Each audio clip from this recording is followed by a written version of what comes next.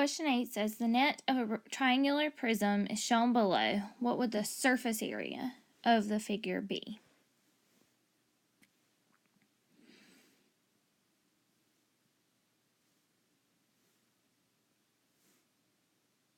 Okay, so I'm first going to start out looking at each of my figures. Area of A, it's a rectangle. So I'm going to say length times width, which is 3 by 4. So that's 12 centimeters squared. Okay. Let's move on to B. It is a 3 by 3. It's also a rectangle.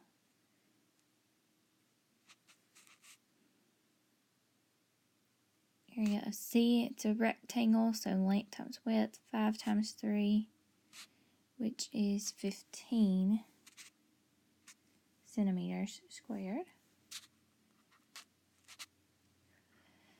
Then I have D and E, which are triangles.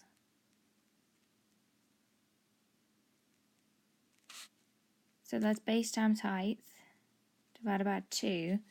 But we've talked about, well, if I know I want to find both of them instead of just one, I'm just going to get rid of the divided by 2. I want to look for my right angle. That's going to give me my base and my height.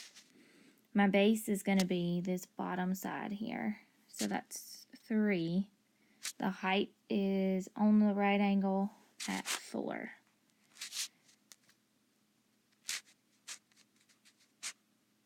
So the area of 1 would be 6, but we want the area of 2, so that would be 12.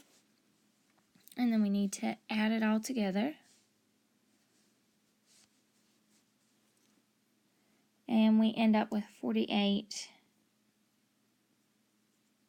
centimeters squared.